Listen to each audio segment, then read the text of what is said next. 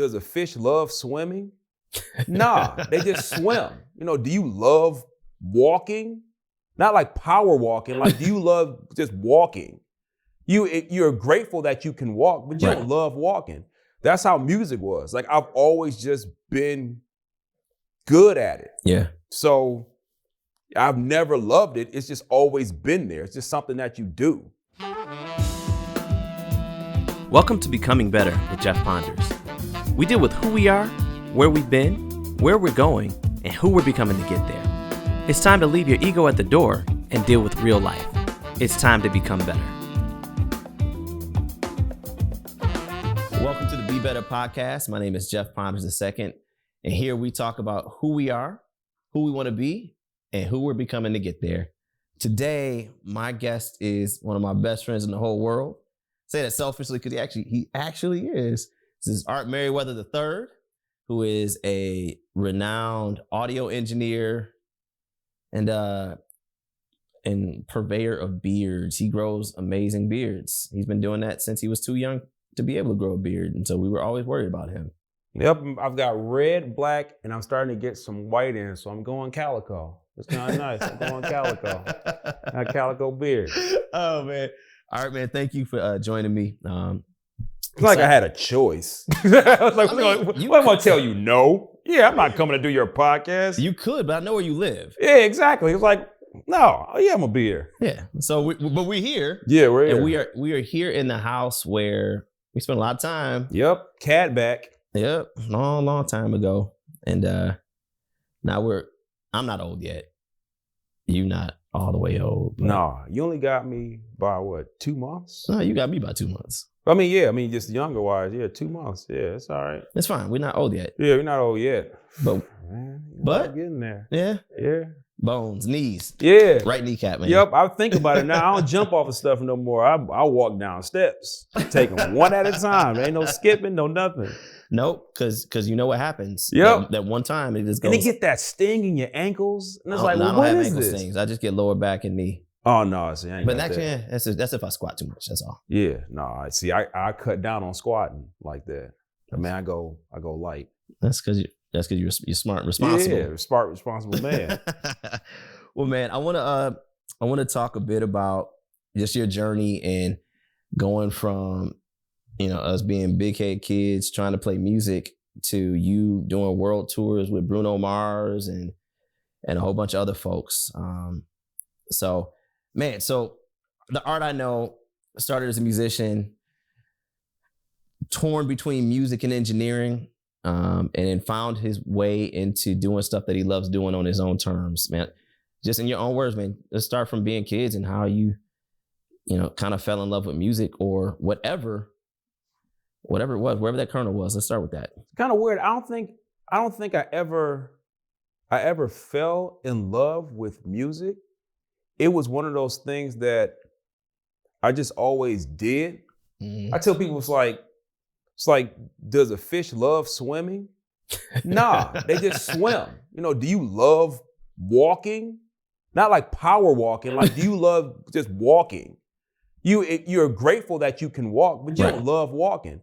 That's how music was. Like, I've always just been good at it. Yeah. So I've never loved it. It's just always been there. It's just something that you do. Yeah. So I was like, all right, yeah, cool. So as a kid, I was taking xylophone lessons and piano lessons, and we were learning Luther Vandross songs. As a kid? As a kid. And as a kid, we were playing, I was 7, we were playing with like 2 sticks in each hand. What kind of teacher had y'all playing Luther songs? A black woman. As who? Then we know who. We were playing was I Promise to Love Faithfully. Doom, doom, doom, doom, doom, doom, doom, doom. But what happened was the teacher would sing the part out, and I go, and I play it back. And she went, oh, okay. How about you show the kids around you? Okay, cool. So again, she sing another part out, and I go, huh. After a while, she said, okay, I'm going to do some special classes for you and all the other kids. So, playing piano and couldn't stand practicing, couldn't stand reading. Hated it. To this day, sorry, Mr. Mack, if you're hearing this, I can count on two hands the number of times I practiced trumpet. Really? For me, it was always fun playing with other people. So it made no sense to play by myself. Like if I'm not performing for somebody or playing with people, then what's the point of practicing? Like it was always fun. I never looked at getting good at it. It was just something I was naturally good at. So I'm not gonna practice getting good at it. So I'm gonna do whatever's fun. So I'm like, yo, even when we were in high school, playing, I'm like, yo, just run the song a couple times. I'll get it down. I'm not gonna practice it at home. Just run it. I'm gonna lose my music, so I'm gonna know it by heart. So we just run it a few times. So what happened was, as a kid, went to practice, and I'm playing the songs, and I would just stare at the book, but I would just memorize all the songs. I would play them all back. And one day I'm playing, I guess I went through a couple songs and I didn't look up, and I just looked down and just kept playing them. And the teacher said, you know what? Took the book away and said, play it again. And I went and played it. And she said, you haven't been reading this whole time. And this is probably a couple years now. I said, no, I haven't been reading. She said, we're going to work on your ear. And then I think she got married and went away.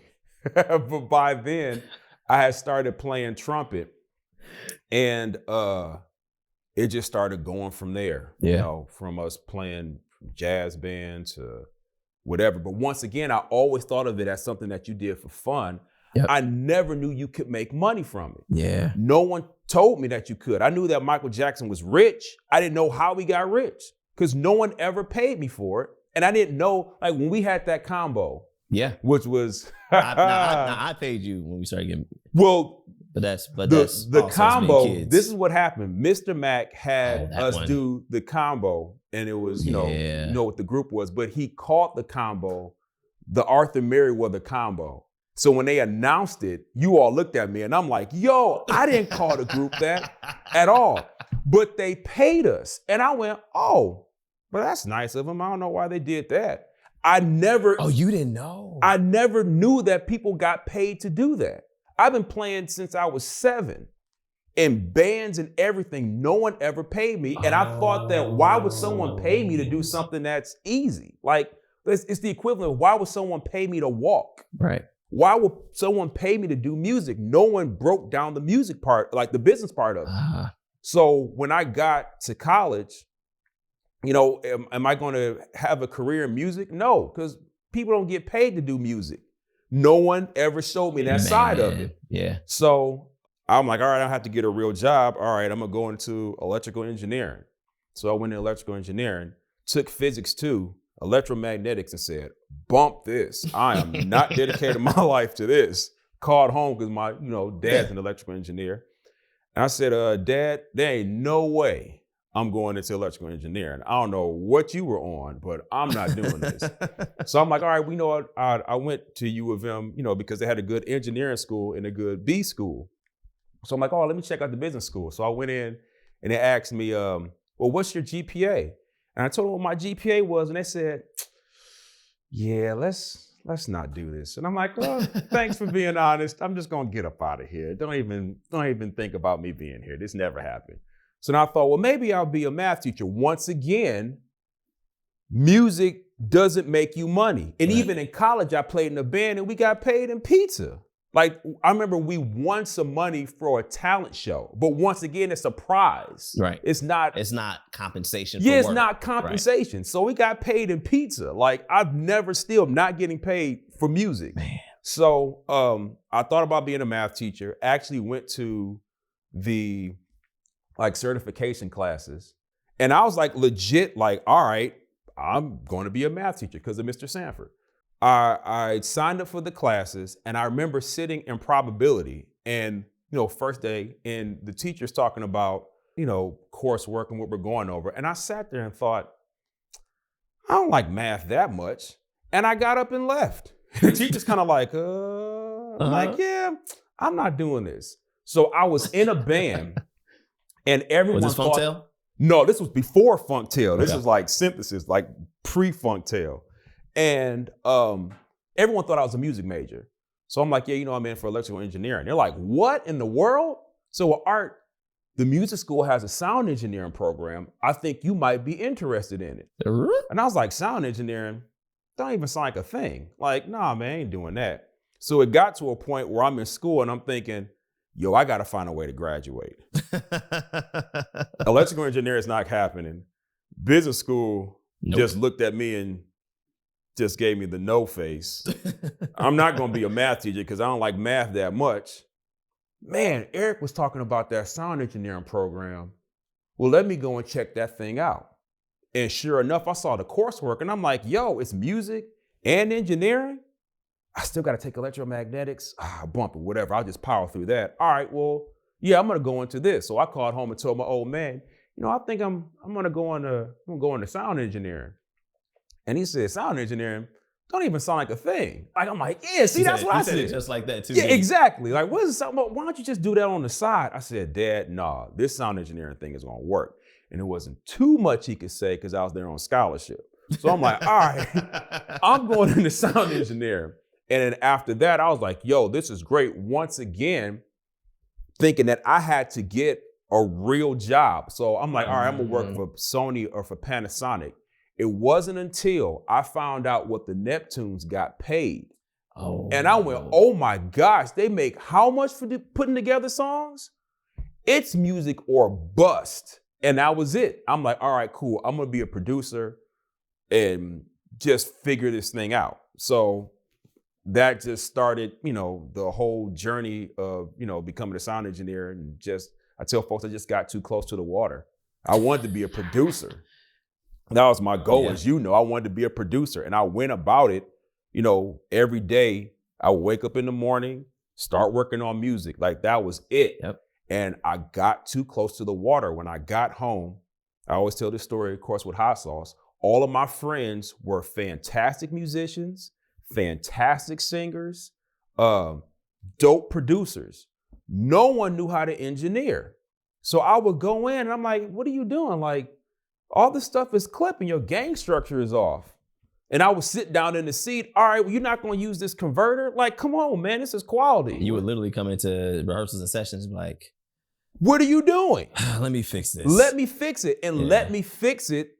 I never left the chair. I kept fixing stuff. Yeah. And sure enough, all right, well, I'm the only guy here who knows how to engineer this stuff. All right, bump it. I'll do that. And hey, now I'm part of the band as an engineer. And it just kept growing from there. And I just ended up literally being part of the band as an engineer. It's crazy. Like, it's odd.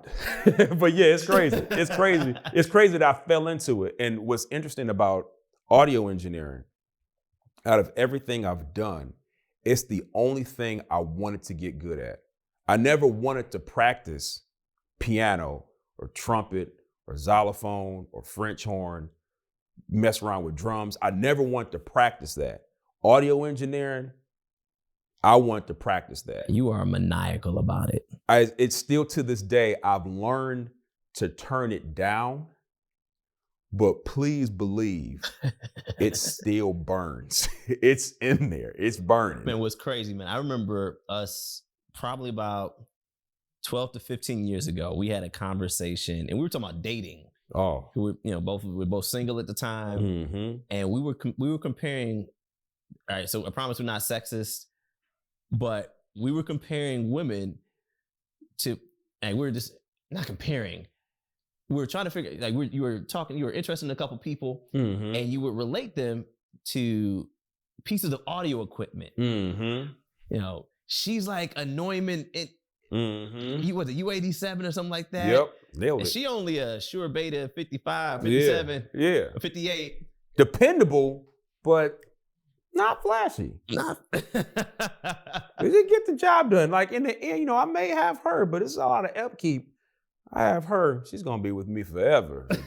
Dents and bruises, I can drop everything, but she going to be there. But, you look at that, and it's, that it just shows your passion for the craft. Yeah. And while those people may not be around, the gear still is. Yeah, the gear still is. The oldest piece of equipment I have is my power supply. And that sucker has been steady for a long time, dents and all. So Art, so looking at how you kind of felt into audio engineering, and you found the craft and you found something that you were passionate about. Just for the sake of folks watching and listening, just kind of give us a snapshot of where it's taken you and who you worked with and or toured with and all the good jazz. So on, let's see, on the roster, and Nina Payne got on me about this, so I haven't forgotten Nina. The first band, Hot Sauce. Hot Sauce was the first band. For folks who don't know about Hot Sauce, dope band out of Detroit. Amazing band out of Detroit. Yeah. I know a little bit about Hot Sauce. You know a little bit about them. Yeah. So I started off with Hot Sauce, and then just working around town. I've worked with a lot of people, but I always want to say there's folks I've subbed with, but there's folks I've literally been on the roster. So I always claim those folks. So the first artist was Mayor Hawthorne, and then from Mayor Hawthorne he has Tuxedo, which is a group he has with Jake One. And then he has Jaded Incorporated, which is a group he has with the producer 14KT, who was out cold. So from Mayor Hawthorne, then it was Fantasia. You talking about Fantasia from American Idol? Fantasia, American Idol Fantasia. Yeah. And then from Fantasia, Tove Lo. And from Tove Lo, Leanne LaHavis. Oh, she's amazing. And yeah, Leanne is... just her and the guitar. That's her and the guitar. She's fantastic with the band, but her and the guitar is amazing. And then CeeLo. So now CeeLo I'm his front house engineer. I've been with Lo now for 5 years. Yeah. And that's the roster. Yeah, that's the folks that I've worked with, and just consistent. Well, that was like, you look on the rider, my name is there. Now, There's a lot of folks that I've worked with, but I never want to kind of claim them because I'm subbing. They're not my artists. I don't know. Teddy Riley might count. Oh yeah, Ted. That's right, Ted. Yeah, Ted and Blackstreet. I was with Blackstreet. I'm still on the roster as a sub. But yeah, Teddy Riley too. So I think you're being modest. I know about some of these names and these tours you've been on. Yeah, but it's okay. I'll let you have that one for a little bit. Keep it simple. We might put the whole list of folks though on the. I mean, yeah, but folks that I've subbed with, like I've subbed, not my artist, but I've subbed. The Internet, Shanae Aiko, Erykah Badu, yes. Najee, Andy Grammer. Andy's fresh.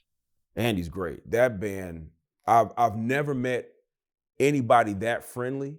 I truly believe that those dudes are criminals and they had to give them a whole new identity. And because of that, they have to be super nice, because if they show any sign of the people they were before, it's a wrap. It's a wrap. No one's that nice. No one's that nice. Oh man. Gosh, who else? Juice WRLD. And that's folks like going out, like I've gotten a check from. Now, when it comes to just people who come through town, everybody, it's a lot of folks. Yeah. There's a whole lot of folks. You've seen. Oh, what's old girl's name? She's a fantastic singer. Oh, Queen Naija. Queen Naija. She's dope. Yeah. She I watched her sing A Man to Tears. Wait, you said sing A Man to Tears? We were in St. Louis and she was doing what's the Whitney Houston song? I have nothing, I have nothing, I have nothing. I have nothing. So she went to sing that song for sound check. So I'm at front house like, ooh, okay, that's a hard song to warm up to. That is a real song. When I tell you she nailed it. And I'm at front house like, I knew she could sing and I knew she was a great singer, but there's certain songs that was sound check. That was sound check. There's certain songs you don't reach for. You don't play with that on sound check. You don't play with it on sound check. That's not the time to. Like male singers singing like Luther. Like just certain people, leave them alone. You don't want to go. She went for Whitney and nailed it. And it was a stagehand there. And the dude was, man, she sung me to tears. And I'm like, all right, you kind of different guy. So, But he was working. He's a working professional. He's a working professional. He hears singers all the time. She is that good. So yeah, there probably some other folks. SWV, there's some other folks who have snuck up. But once again, they're not my artist. I just subbed. It's okay. Yeah. It's okay. I don't want no problems. No, man. But I think it's amazing to, kind of see going from I'm good with music. I come from an engineering background. Mm-hmm. Oh my God, I found my passion in this place of a thing that I'm gifted with, a thing that I've learned. I took my gift and my skill and I put them together, and in the middle I found my passion. Yeah. And that's crazy. It's wild, because I would have never called it like at all. Like if you would have told me coming out of college that I was going to be a professional audio engineer, I would have had some choice words for you. Like, nah, dude, I'm gonna be a producer. Like, I'm gonna produce for Ghostface and I'm gonna produce for Justin Timberlake. That was my goal. I remember JT. JT and Ghost. Like, that's what I was going for. And I done messed around and how many countries have you been to now? Who knows? I don't know. I gotta look. I gotta scan through. Like I tell people, like, say, going through Europe, man, Europe has a lot of bread. Like you eat like everywhere. Like, I don't know, so many carbs. Like, how people eat so much bread? And it's like, you saying Europe? I'm like, yeah. Like, oh, so you've been to most of Europe. And I'm like, yeah, I actually have. Like, a couple times over, maybe. Yeah, I've been to Europe a lot, and it's a lot of bread. Like, I just don't understand, like, how people don't have problems eating that much bread. Oh, man. That ain't good, bro. And y'all know, too, you can't eat a ton of bread because you're going to pay for it later. You better drink some water with it or some Metamucil, because it's going to come back to get you. You can't eat that much bread. Oh, man. Yeah, yeah. You're right. You enjoy too many biscuits and see what happens. I have. Yeah, exactly. We're not talking about that today. Yeah, but y'all know.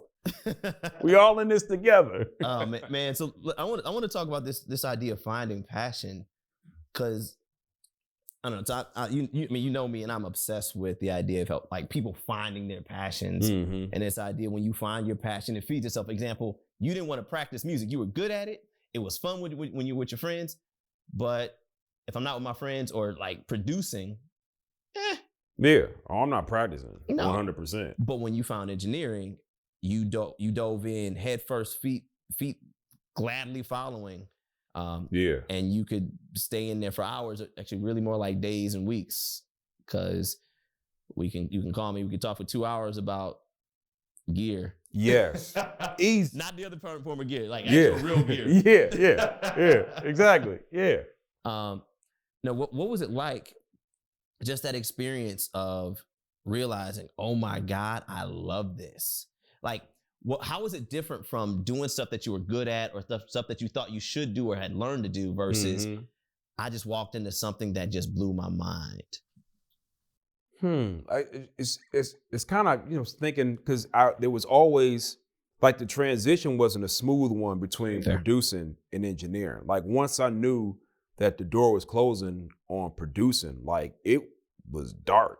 I'm like, I'm gonna be an engineer. Like, this is cool, but like, this is what my passion was. Like, I wanted to be a producer. Right. And then shifting over into engineering, and going through the growing pains of engineering, and it was interesting at first. I think once I hit a point where I realized, I'm decent at this. Like, and I'm making money, then, I think I might be able to do this for myself, like, full time. Like, just work for myself. All right, well, let me branch out and kind of start doing this. And then as I'm doing it and I'm getting better and better at it, I'm like, like I want to be good at this. Like, all right, well, if I want to be good at this, then I need to be using what they're using. So let me consistently just keep working to put myself in a position where I can either buy what they're using or have access to what they're using. Right. And then it just kind of kept growing until I hit a point where I'm like, yo, like the book I'm reading right now is, I think it is the book you gave me, the 4-Hour Work Week. There was one of the questions was, if you had a heart attack and could only work for 2 days or 2 hours a day, what would you do? I'm like, oh, mix a concert, easy. So if you can only work for 2 hours a week, what would you do? I was like, oh, easy, mix a concert. Like, that's no question. Like, oh, snap. That's my thing. That's my thing.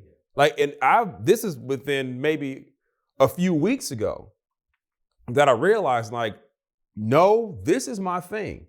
Yeah. Like, I've always thought that it might be something else, but no, like, this is my thing. Like, this is what I like doing. Now, I don't like airplanes, but that's just one of the things you just got to take an L on doing this thing. But like, yo, this is what I like doing. So, all right. So finding the passion, I think there was a moment that I realized I was really good at it. But even then, like, that was, let's see, if I graduated college 2005, when I finally realized, hey, you know what, I'm actually kind of good at this. This was 9 years later. Where I went, yo, I'm good at this. Like, all right. And you were already working at that I point. was working. Like, I'm on my 3rd tour at that point. And I'm like, yo, but at that point, I'm like, all right, I'm gonna start going after people.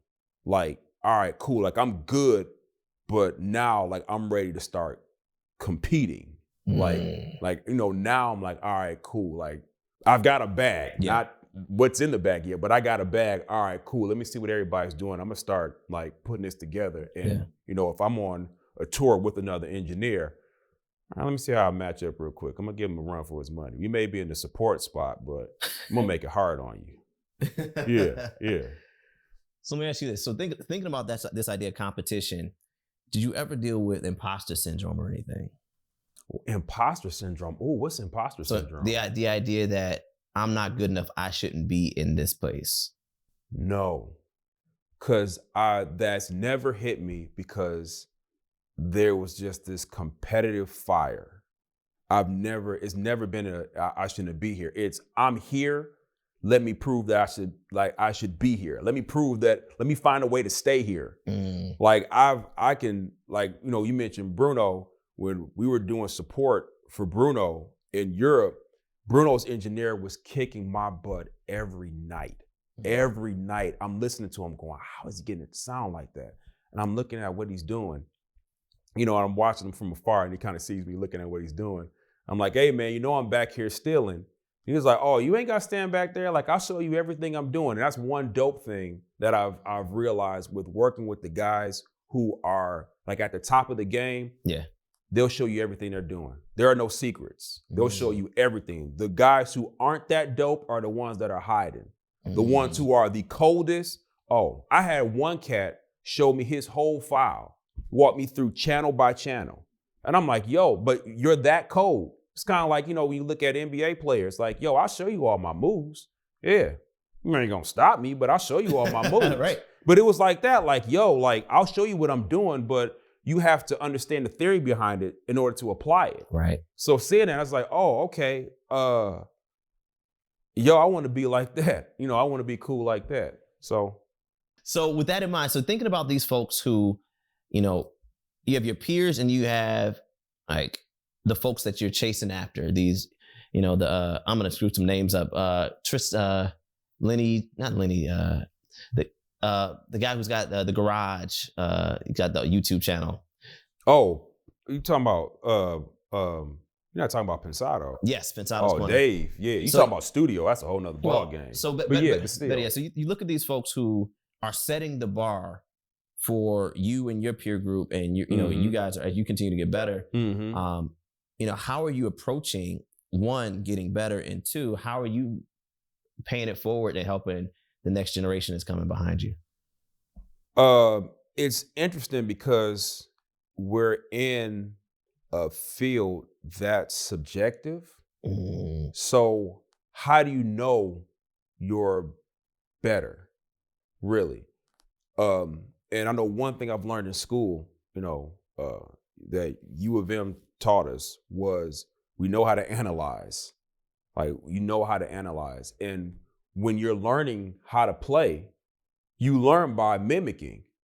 So what happens is you just keep mimicking. You find somebody you think is dope. I remember the first musician I attempted to mimic was Freddie Hubbard. I was like, yo, I can follow Freddie's, solos. Like, all right, let me mimic Freddie and just learn his licks. It's the same thought process with engineering. The guy who taught me, Mike Brown, said, I'm gonna teach you how to hear. Once I teach you how to hear, you'll learn how to mix. Because once I train your ear, you know what a good mix sounds like. So he would tell me, only listen to great mixes. So another hot sauce story, you all had a record that y'all recorded in the attic of the hot sauce house. Bunch of records we recorded in the attic. And y'all wanted it to sound like Voodoo, D'Angelo's I know what Voodoo. you're talking about. Yep. And I'm like, all right. And I knew, a couple of the joints on there. That was the first record I ever listened to and went, dang, this does sound good.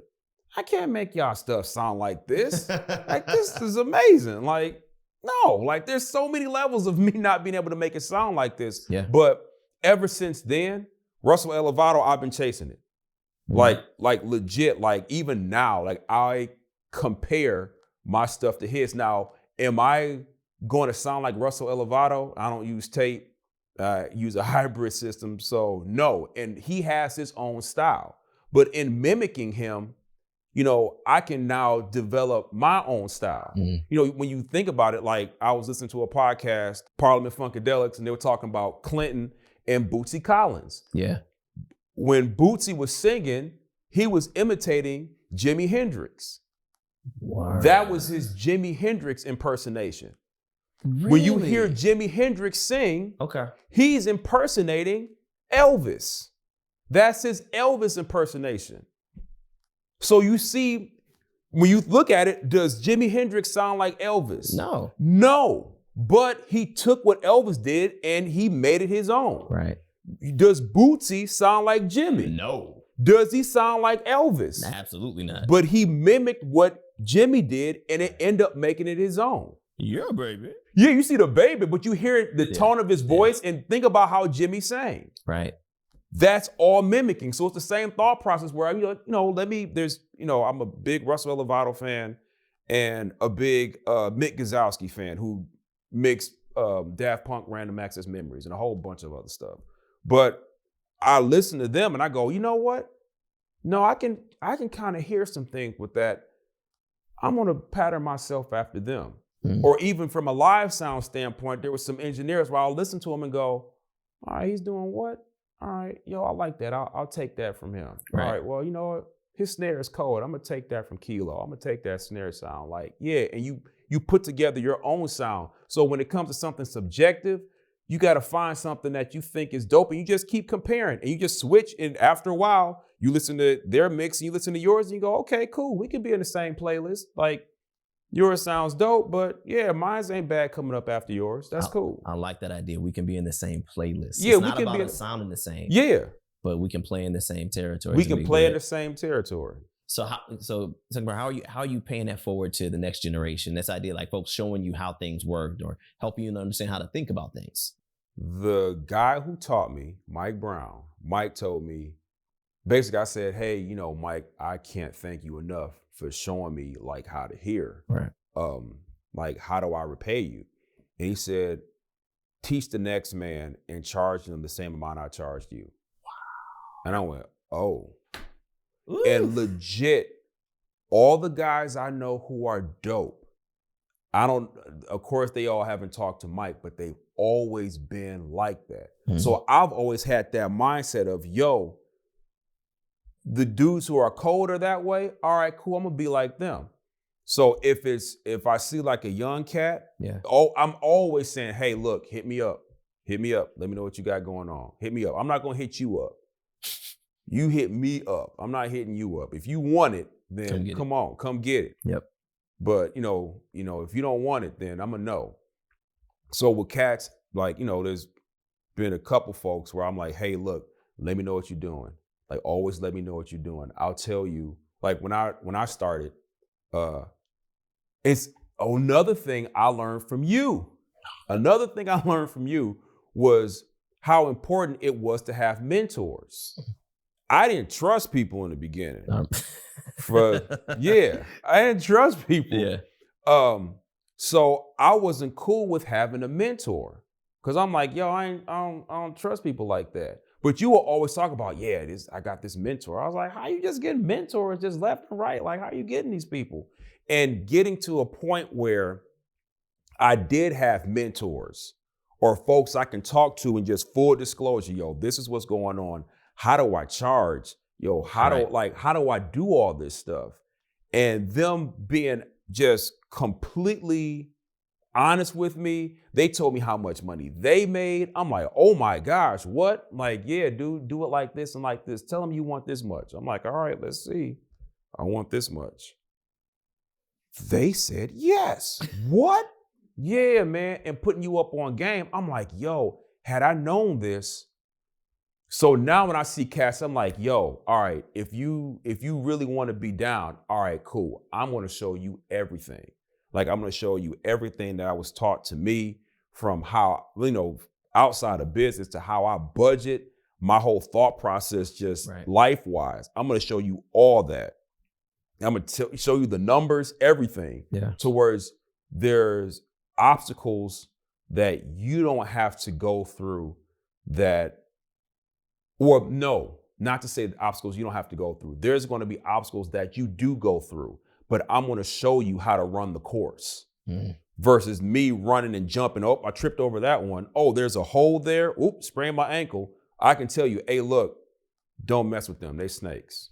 Leave them alone. Yo, he is a snake, but he ain't as venomous as they are. Like, he's cool. You can work with him. He's all right. Yeah. But it took me learning that where I'm like, oh, okay, cool. Or if I've made a mistake, and I still make mistakes, and telling people, yo, I made this mistake.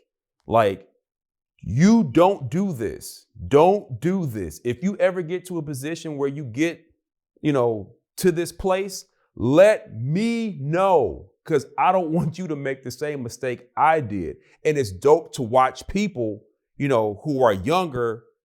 I've got one homie who at 25, I'm like, dang, dude, like, you Luke Skywalker now, homie. Like, yo, like you Luke at 25. Like, yo, bro, it took me a minute to learn how to kind of move around with a lightsaber. Like, yo, you cutting heads already. How'd you get to this point? But it was like, yo, like there's certain things you showed me. Like, I didn't know how to do this. You literally showed me how to do it. That's amazing. Yeah, that's dope. It's actually kind of dope to see where I'm like, oh, all right, I don't want to take credit for it. And whenever they want to give me credit, I said, don't do it. You hustled. I just kind of, gave you some tips here and there. You talked about mistakes. What's the biggest mistake of your life? Not professional, overall. Worst thing. The biggest, it's a couple things. One, no one ever taught me how to quit. Ooh. I knew how to get the job. I didn't know how to lead a job. So there's been many situations I've just stayed in that I didn't need to be in. And it was me talking to, I call them big homies, talking to the big homies afterwards and saying, well, yeah, this situation happened like this. He was like, oh yeah, dude, you can't work with every band. I'm like, wait, what? So yeah, no, you can't work with everybody. There's some people you're not going to work well with.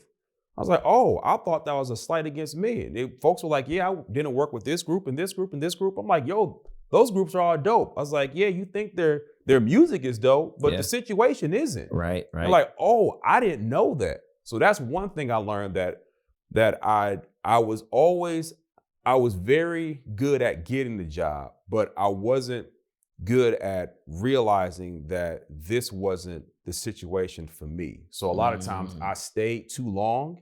Yeah. And there are, I don't want to say bridges that got burned, but there's definitely some ashes on the edges. I stayed a little too long. And I just know from a personality standpoint, I'm like always looking to get better, get better, get better. Yeah. Not everyone's like that. So you have to make sure you're in a situation where some people are like, hey, look, we're doing this having fun. And I'm like, no, we need to do this to be the best at it. Like, Let's go at it like this. We had these mistakes this show. Right. Let's improve them. It's like, yeah, mistakes. It's fine. The audience was happy with it. And learning that balance, but still like realizing that wasn't the situation. So one, that, two, living in the moment is one thing I had to learn because I was always thinking forward and never thinking about where I'm at the moment. Like I'm in what Saint something, whatever the case, I'm in Portugal. And I'm in my hotel room thinking about the next move or the next, show, what's the next tour, all that. Dude, you have a day off in Portugal. A day off? Yes. Get out of your hotel room and go do something. Yeah. But me, I was so forward thinking I was never in the moment. So at this point, it's kind of, I don't say it's sort of dope, given the landscape of what's going on. But life-wise, I've hit a point where I'm like, yo, I ain't just living a moment. Like if I could tell young me anything, it's like, hey, look, you gonna get there, but you thinking about it ain't gonna move you any further. Just chill out, play more PlayStation, see your friends, see your family, be easy. But you thinking about it isn't gonna get you there any faster. I tell folks, it takes you so long to bake a cake. Ain't nothing you can do. You can turn up the heat. It ain't going to get you any further. You're going to end up burning what you're making. So I think you just set the dog pound off. Yeah. No, that's really good advice. In fact, so one of the questions I ask everybody who sits in that seat right there, today, right now, this moment, as we speak, is the youngest that you will ever be again. Yes. The absolute youngest that you'll ever be. Who do you want to be when you grow up? I want to be me. I'm dope. I don't be nobody else. I'm awesome.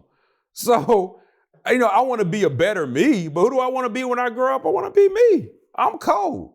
It's figuring out how to be me better. Yeah. That's what I want to do. Like, there's certain abilities and personality traits that I have that are solid, but I just need to be better at, being me.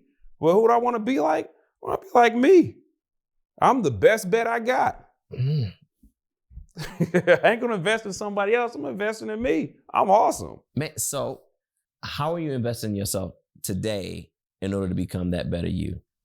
I read more than I've ever read before in my life. I just read more. You look at other folks' stories. One thing, folks a lot of times see folks' successes. When we do see folks' failures, it's within some program, and the program lasts 30 minutes to an hour. Mm-hmm. So you see, them rise, fall, rise again. It don't work like that. It's not, life don't happen in 60 minutes. And with that, not to get too biblical, but I think about like Job, the story of Job, and what all happened to Job, but in the end, it was only a year. Job had a bad year. That was it. And being, once again, living in the moment thinking, you know what? It's all good. Like, dial it back. Like, it's cool. Like, be in the moment. Be present. Help the folks around you. Like, that's how you work on yourself. I say you get better. I was just telling a friend of mine this. I find for myself, but this works for other folks as well. You get better through exposure. I tell people I became better by being around people who were better than me.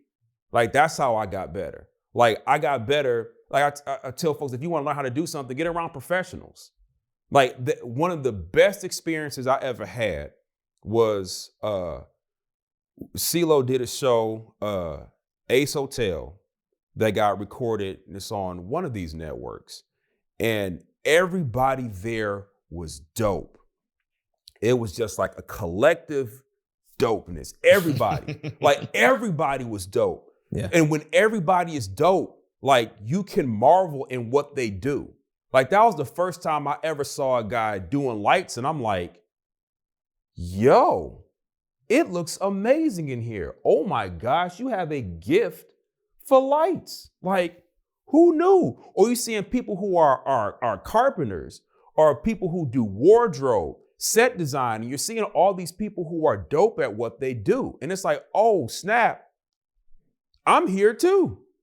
Wow. Like, yo, I'm here with these dope people. Like, this is amazing. Like, this is our code. So in wanting to get better, surround yourself with people who are dope, you know, who are dope at whatever they do. They don't have to be, you know, some amazing politician or some genius level. It can be anything. Somebody can be dope at cooking dinner. Right. Something as simple as that. But when you watch them, there's something you can learn from it. Like even something as simple as that, you know, someone who's a great cook, you can see the passion they have when they do it. Right. You can take from that. You know what I'm saying? You don't have to necessarily take their recipes or anything like that and go home and say, you know what, I'm gonna make, you know, I got a homie his wife's an amazing cook. Like she can make anything. Like, you know what? I'm gonna go home and make coconut shrimp. No, I'm not. I'm not doing that. I'm not going home and making coconut shrimp. But you can see the passion that she has for cooking and the caring, you know, approach that she has when she goes and she does it. And you think, you know what? Yo, I gotta apply that to what I do. One thing I learned from a homie of mine. I'm just a bunch of shout outs. Marciano, that's my man. I never thought of the artists that I worked with as clients. That was the first time I ever heard someone say, well, you know what, you know, for my client, I provide this. And thinking of them as a client, when they're a client, you're providing a service. I'm not just their audio engineer. No, they're my client. So there's a service that I'm providing for them. So when you think of it like that, then if I'm providing a service, then in being in this service position, I need to do this with a passion, not be an audio engineer with a passion, provide my service with a passion. So it goes beyond that. It goes beyond just putting together a dope mix. It's being a dope person, because when you're out on the road, you got to live with these people. You know what I'm saying? You can be a fantastic engineer, but if you're a dirtbag, you're not going out on the road. Really? That's real. Like you can work on your craft all you want, but I got to live on a bus with you. And if you are not clean, and if you're a terrible person, you won't be there long. And word will get around and you will be a local audio engineer working at some club that nobody likes. And they hire you and they don't pay you a whole lot of money because you have no other options and you're going to be there. Now, if you were a little nicer and watched your mama cook dinner and see the passion that she had and the love she put into it, then you would have had that same passion and love that you could have put into your work. Right. Now, that's what I'm saying. Like, it's just being around people who are professional, people who care about what they do. That's how you get better. Read about folk stories. Read about the people who were dirtbags. Like, really. Like, and then learn from them and go, you know what? I'm not gonna do that. Not gonna do it. That's not a good move. No. He didn't. One thing I learned about myself, I'm not a great motivator. Like I'm not a great motivator. That's not my bag. Like I'm, you know, I'll get it done and, you know, I'm like being a professional and, you know, taking charge. But when it comes to motivating people, a lot of the folks in my life have motivated me by kicking me in the butt. And I've learned that not all people you can kick in the butt like that. You kick some people in the butt, they gonna cry. It's like, what are you doing? They might kick back. Yeah, if you kick back, it's like, cool, you feisty. That's what I'm talking about. That's what I need. We need to be kicking butt. Like, let's go. But if I kick you in the butt and you cry, it's like, yo, it's not, yo, you need to toughen up. It's no, your method didn't work. At the end of the day, it's about results. It's not about me being right. Did we get the result we were looking for? No, you're wrong then. Right. You need to fix you. So you learn that. That's how you get better. It's not just from a technical standpoint. You become a better engineer by being a better person. You know that as a musician. Right. You know, working with other musicians, it's all synergistic. Hey, that's a word. That's one of the words you don't like. That's one of the words you don't like. He's like, I don't like synergy. But it's a synergistic thing where, it's not you just being a dope musician. Right. And a lot of who you are comes out in how you play. Right. So if you're a trash person, it's going to come out in how you play. Yeah.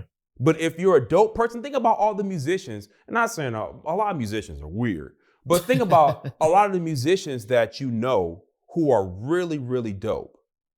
And you see how they are as a person outside of their eclecticness or whatever. Sure. You can see that a lot of them are like really kind of emotional people that really wear their heart on the sleeve. Right. But it comes out in their music. That's one thing I like about Tove.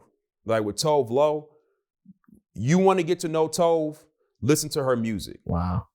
Like listen to all of her music. Don't just listen to the hits and think, one way about her. No, listen to all of her music. She puts out who she is in her music. It's unfiltered, like everything. A lot of thoughts that we have, we don't want people to know. You know what I'm saying? You could be a great person, but we all have needs. You know what I'm saying? Like, you listen to someone's, music and think, oh, they're a freak. Everybody's a freak. That's how the population works. Really?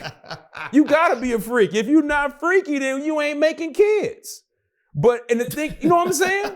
Like, that's how it works. That's how it works. That's how this works. But you have people who want to be a certain way. Right. But no, it's not like that. Right. She puts everything out there. So once again, who you are. My whole goal is to become a better person, and becoming a better person, hopefully I'll become a better professional. Man, I love it. So let me ask you this last question. How can me, our listeners and our audience, how can we support who you're becoming and all the things you're doing? My Cash App is no. Hey, that was the first. That was good. That was good. You know what? I have since kind of cut down on social media, just because I spent so much time on it. But I got a buddy. We all know Blanchard, Sean Blanchard. I started reading because of Blanchard. Blanchard was putting up all these books, and I'm like, dang, that brother's reading. Y'all need to start reading. And we all know about the phrase, if you want to hide something from a black person, put it in the book. Yep. And I was like, oh, all right, y'all ain't hiding nothing from me. I'm gonna start reading. I'm gonna learn all this stuff. And I thought about that. If you want to contribute to me, be dope in public. Ooh. That's how you contribute. Be dope in public. Because now everybody sees that. Now you're an example to where somebody can look at it. I think right now I'm wearing a polo skull cap and a polo shirt, and my closet has a bunch of polo in it. I'm a Ralph Lauren fan. You know how that happened? Because in high school, there was a dude named George who had a polo shirt on and had whatever jeans and had on some Rockports. And I'm like, yo, that's dope. I want to be like that dude. And I've been wearing polo ever since. Why? Because he showed his dopeness. Mm-hmm. And I saw it and I wanted to mimic it. And I'm like, yo, that's cool. I'm going to be like him. Like, I'm going to start doing that. So that's how you're dope. If you want to help me, be dope in public. Be dope on social media. If you made a mistake, show your mistakes. That's dope. Show all that stuff. Yeah. That's how you help not only me, but you help everybody doing it that way. Mic drop. Yeah. No, don't drop the mic. People do that. I'm like, no, you know how much that microphone costs? Don't mic drop. That's $1,000 mic. Unless it's a Shure. Yeah, if it's a Shure 58 or 57, it's dependable. The feedback Yeah, sucks. You drop it, but that thing's gonna be dependable. It'll be with you for a long time. You need to find a person like that in your life. I need to find a person like that in my life. I had a plant die on me and it hurts. Like, oh man, my plant's not a 57. No, well, I appreciate you being a 57 and 58 in my life, man. Thank you for hanging out with me on the Be Better podcast. To all the listeners. You can find Art, even though he said don't follow him, you should follow him still. You can find me. You can find him. Unless you need to not find him. Yep. Nope. You can find me. Just look for me. Yep. I'll pop up. I'll Google me. All right. Until next time, I'm Jeff Ponders II. Thank you guys so much. Thank you, Art. You've been tuned in to Becoming Better with Jeff Ponders. Special thank you to our guest for this episode and to our partners Mammoth Studios and the Cochran House. We appreciate you for joining us on this journey toward a better life from the inside out. See you soon.